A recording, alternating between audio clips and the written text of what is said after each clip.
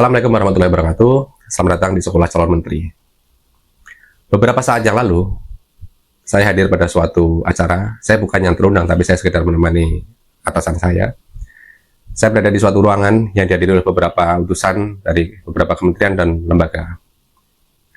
Topik yang dibahas sebetulnya tentang tata ruang.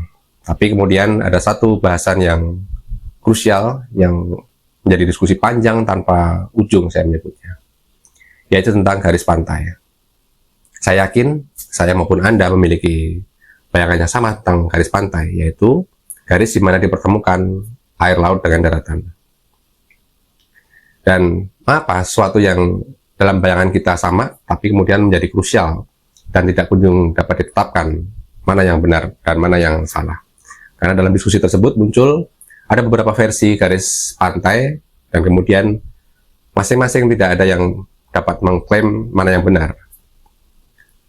Bahkan ketika kementerian terkait pun yang memiliki tugas dan kompetensi di bidang itu tidak kemudian dapat memberikan jawaban pasti mana yang dipakai. Sebelum kita panjang membahas garis pantai, maka izinkan saya untuk mengajak Anda untuk membuat poin-poin untuk memahami ini semua. Poin pertama, seperti yang kita bayangkan tadi, bahwa garis pantai adalah garis yang mempertemukan antara air laut dengan daratan. Maka di situ ada satu objek yang tidak tetap, objek yang selalu bergerak, dinamis, yaitu adalah air. Air laut itu selalu bergerak. Kita mengenal yang namanya ombak, mengenal yang namanya gelombang. Dan tentu ini menjadi satu catatan tersendiri untuk memastikan bahwa data ini memang wajar ketika kemudian berbeda-beda. Kita simpan dulu poin pertama ini. Yang penting kita paham bahwa salah satu objek yang kita bahas ini memiliki sifat dinamis. Kemudian yang kedua, poin kedua, dalam dunia penginderaan jauh, dunia yang kemudian sekarang menjadi tren ya, favorit untuk memetakan permukaan bumi ini, untuk memetakan tema-tema tertentu dari permukaan bumi, termasuk mungkin pemetaan garis pantai, ya, batas antara daratan dan lautan pada khususnya. Beberapa satelit penginderaan jauh itu memiliki spesifikasi masing-masing, dan spesifikasi itu kemudian berkaitan dengan atau dikembangkan, disesuaikan dengan orbitnya. Jadi misalnya dia untuk kegiatan pemantauan cuaca di suatu daerah tertentu, maka dia akan fokus pada suatu daerah tertentu dan dia akan membutuhkan satelit yang bisa berada di tempat tersebut secara real time. Atau dia satelit yang diperuntukkan untuk memantau permukaan bumi pada titik-titik yang banyak, tidak hanya satu tempat, itu maksud saya. Nah, itu dia butuh satelit yang dapat bergerak. Secara umum dapat dibedakan ada dua orbit satelit. Yang pertama adalah orbit geostasioner. Seperti namanya, geostasioner. Geo bumi, stasioner artinya tetap. Tapi sebetulnya bukan satelitnya berhenti, tapi satelit itu sebetulnya berputar, bergerak dengan kecepatan setara atau seimbang dengan putaran rotasi bumi, dan dengan arah yang sama dengan arah rotasi bumi tadi. Akhirnya dia bergerak sama dengan bumi, dan seolah-olah dia tidak bergerak, sehingga dia terkesan dia berada pada titik yang sama setiap waktunya. Seperti contohnya satelit-satelit untuk kegiatan pemantauan cuaca. Kemudian ada satelit yang orbit berikutnya, Sun Synchronous. Sun artinya matahari, Synchronous Anda tahu sendiri artinya sinkron itu apa. Pada intinya, satelit Sun Synchronous ini memanfaatkan energi matahari untuk memberikan penerangan pada objek yang akan dipotret, yang akan di-scan gitu ya, yaitu bumi. Jadi ketika ada matahari di situ, ketika ada sinar matahari di situ, maka satelit itu akan ada di situ. Umumnya, satelit-satelit seperti ini akan memanfaatkan energi-energi ya antara jam 10 sampai jam 2 siang maksimal, optimalnya gitu ya, optimalnya jam segitu, karena disitulah sinar mataharinya tidak menimbulkan banyak bayangan. Satelit-satelit seperti ini dia tidak seperti yang geostasioner tadi, tapi dia terus bergerak dari kutub utara ke kutub selatan, membentuk suatu sudut tertentu yang agak miring gitu. Jadi nggak terus kemudian tegak lurus dengan khatulistiwa, tapi dia agak miring gitu. Dan dia mengunjungi hampir setiap tempat, setiap wilayah di permukaan bumi ini. Ini adalah satelit yang orbit sistem kedua tadi. Garis pantai dihasilkan oleh satelit yang mengamati permukaan bumi dengan model yang kedua, yaitu Sun Synchronous. Jadi dia terus bergerak. Oke, kita ambil atau kita simpan poin kedua ini. Kemudian, berdasarkan pengetahuan tadi, ini masih di poin kedua, tapi tadi disimpan dulu informasinya, sekarang kita lanjutkan. Berdasarkan informasi tadi, maka kita dapat membayangkan bahwa di angkasa sana terdapat ratusan mungkin ribuan satelit dengan peruntukan yang mirip dengan peruntukan satu sama lain, yaitu untuk pemantauan permukaan bumi. Kemudian dia melintas di atas suatu wilayah, misalnya di atas Indonesia misalnya, atau di atas Pulau Sumatera, Pulau Kalimantan, Pulau Jawa, dan sebagainya. Kemudian masing-masing satelit ini memiliki ketinggian yang berbeda-beda, dan itu menghasilkan detil objek yang berbeda. Anda dapat bayangkan secara normal, secara umum, ketika sensornya sama misalnya, semakin tinggi satelit, maka semakin kecil kenampakan yang dihasilkan oleh citranya tadi.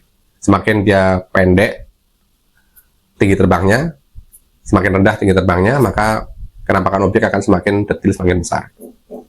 Mari kita hubungkan dengan poin pertama tadi, bahwa objek yang akan dipetakan ini memiliki sifat dinamis.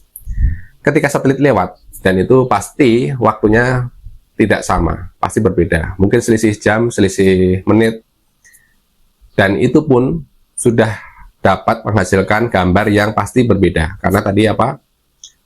Objeknya selalu berubah atau dinamis. Ini poin kedua. Poin ketiga, mari kita pahami bahwa permukaan laut itu tidak pernah sama tingginya. Di pagi hari dia surut, kemudian semakin sore menjelang sampai malam gitu dia pasang gitu. Dan pasang tertinggi itu ada di malam hari. Dan jika dilihat dari rentang bulanan, maka pasang tertinggi hanya ada di bulan-bulan purnama. Dan itu juga tentunya malam, karena bulan munculnya malam gitu ya. Kita sekarang hubungkan dengan poin keempat tentang definisi dari garis pantai. Menurut beberapa peraturan yang umum dipakai di negeri ini, garis pantai adalah garis pertemuan tadi antara daratan dan lautan, tapi diambil yang pasang tertinggi. Ini secara umum biasanya definisinya seperti itu. Jadi dia diambil pasang yang tertinggi. Kalau kita menghubungkan definisi ini tadi, poin keempat, dengan kenyataan bahwa objeknya tadi dinamis, kemudian alat yang digunakan untuk memotret itu bisa bekerjanya di siang hari, maka sebetulnya tidak ketemu, tidak make sense untuk membuat garis pantai menggunakan metode tersebut. Harusnya garis pantai yang dihasilkan adalah garis pantai yang dipotret pada malam hari, sementara satelitnya melintasi masing-masing wilayah itu siang hari. Sudah tidak ketemu. Kemudian, kalau kita berharap bahwa seandainya pun ada satelit yang melintasi malam hari dengan kenampakan atau kemampuan untuk memotret sangat jelas itu, misalnya tanpa sinar matahari pun dia dapat memotret, itu pun kita masih berhadapan dengan situasi di mana air tadi tidak pernah diam. Artinya dia selalu bergerak. Itu pun sudah membuat suatu data yang tidak pernah menjadi satu. Nah, untuk mengatasinya, ini mari kita kembali pada duduk perkara, kenapa kok harus ada garis pantai. Saya pribadi lebih menyarankan, lebih memberikan masukan, tapi ini saran saya bukan pada forum tersebut, karena di forum tersebut saya bukan sebagai orang yang terundang, saya hanya sekedar mendampingi atasan, jadi saya tidak ada sama sekali usulan. Saya menyampaikan ini kepada Anda sebagai bahan dari sekolah calon menteri ini. Dan insya Allah beberapa di antara Anda atau kita di sini ada yang kelak menjadi menteri di Republik ini. Amin. Nah, saya lanjutkan. Saya mengusulkan bahwa garis pantai yang ada itu cukup direpresentasikan dengan salah satu data yang disepakati, misalnya menggunakan data satelit A misalnya. Kemudian nanti di metadatanya ditampilkan bahwa garis pantai ini dihasilkan dari citra satelit A, perekaman tanggal sekian, kemudian informasi metadatanya ditampilkan. Secara akademik itu sudah dapat dipertanggungjawabkan dan dapat representatif untuk digunakan apabila ada penelitian ke depan atau ada hal yang perlu diungkap di kemudian hari. Nah, kemudian kebutuhan untuk memberikan suatu penegasan di mana garis pantai itu, maka itu diantisipasi dengan peraturan di bendel yang lain itu. Jadi kebutuhan untuk memastikan di mana garis pantai itu sebetulnya untuk memisahkan wilayah-wilayah yang harus dikelola oleh kementerian di bidang daratan, kemudian kementerian-kementerian yang berada di bidang kelautan. Saya lebih cenderung untuk menyarankan pemilihan tersebut didasarkan pada peraturan yang ada di bendel lain. Misalnya seperti ini. Disebutkan misalnya garis pantai itu disepakati sesuai dengan garis pantai yang ada di peta ini. Tetapi ini adalah sebagai acuan untuk penentuan garis pantai. Garis pantai sebenarnya itu didasarkan pada pengamatan di lapangan sesuai dengan definisi yang disebutkan di peraturan-peraturan yang menyertainya. Artinya, ketika sudah ada peta garis pantai tadi, itu tidak serta-merta itu dapat di zoom in, sampai kemudian menentukan titik di lapangannya di mana. Karena apa?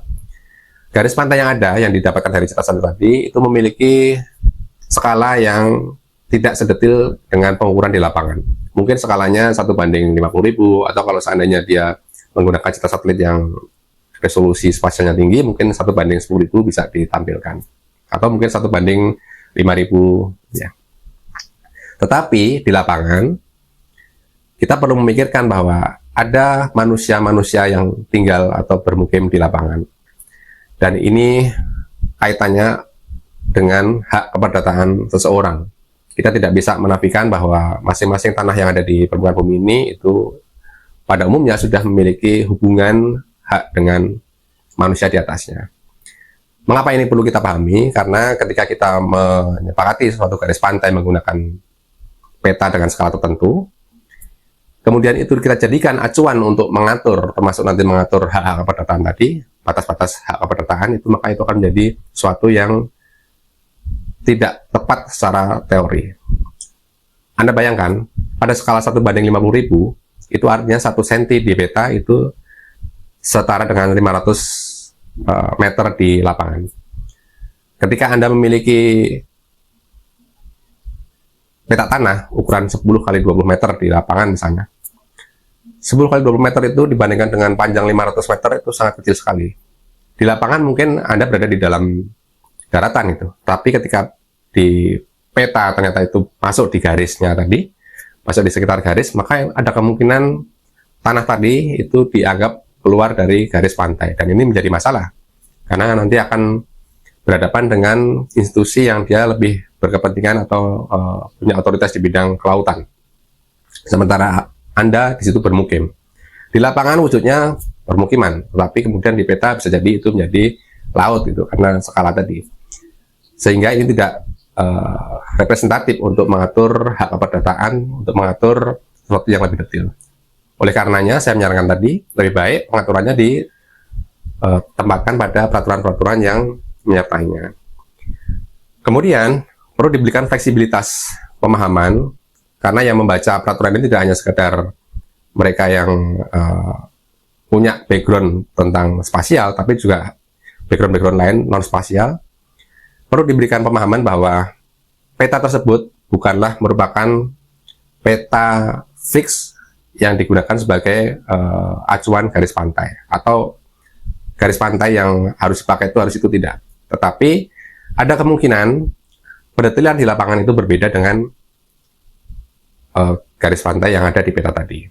Dan itu wajar. Ketika Anda berada di lapangan, Anda bisa melihat jalan itu berkelok-kelok. Ketika Anda naik pesawat, semakin tinggi Anda naik pesawat, maka jalanan yang berkelok-kelok tadi akan terlihat seperti relatif lurus atau mungkin hanya sekedar melengkung gitu. Itu yang terjadi pada citra satelit. Ketika kita berhadapan dengan citra satelit, maka itu akan berbeda dengan apa yang kita lihat di lapangan. Informasi seperti ini, pasal-pasal seperti ini perlu untuk disampaikan karena pengalaman saya menjadi saksi di kasus di suatu institusi penegak hukum. Ada suatu kawasan, satu objek yang di situ itu dipermasalahkan oleh penegak hukum karena di peta rencana tata ruang wilayah di pola ruangnya itu tidak pernah muncul atau tidak pernah tergambar, dan itu dijadikan dasar untuk mempermasalahkan lagi. Saya sebagai orang yang lebih ke arah pemikiran spasial, saya sampaikan bahwa tidak mungkin objek yang kecil tadi ditampilkan pada peta pola ruang RT RW yang skalanya mungkin 1 banding 100.000, 1 banding 250.000 gitu. Tapi jawaban itu tidak bisa diterima oleh aparat penegak hukum, dan tetap objek tersebut dipermasalahkan secara hukum. Ini adalah satu gambaran bahwa sesuatu yang menurut kita mungkin secara orang teknis sepele gitu ya.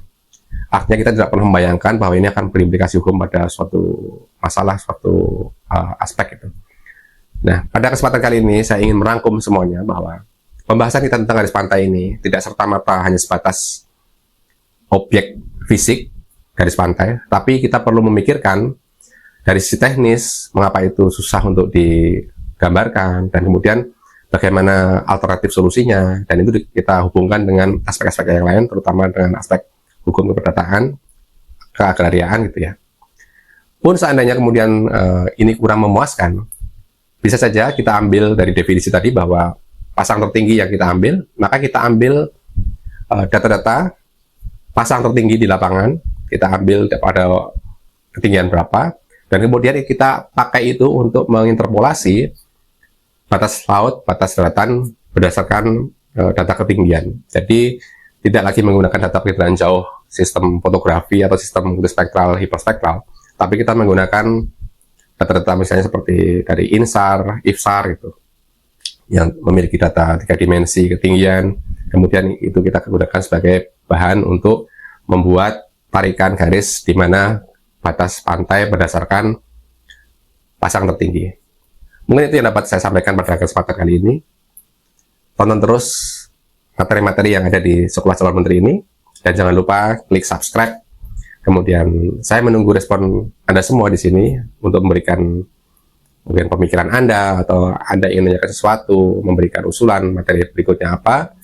Dan jangan lupa klik like dan klik share, kirimkan ke orang-orang yang menurut Anda perlu untuk mendapatkan ini. Karena seperti yang saya sampaikan tadi, saya tidak pernah menyampaikan ini kepada forum resmi tadi, karena saya bukan orang yang diundang, dan Anda tahu bahwa inilah panggung saya untuk menyampaikan ini, menyampaikan gagasan ini, dan semoga ini sampai pada orang-orang yang memiliki otoritas untuk menindaklanjutinya.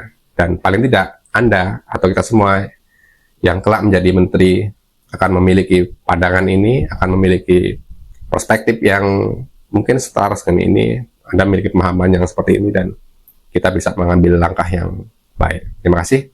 Wassalamualaikum warahmatullahi wabarakatuh.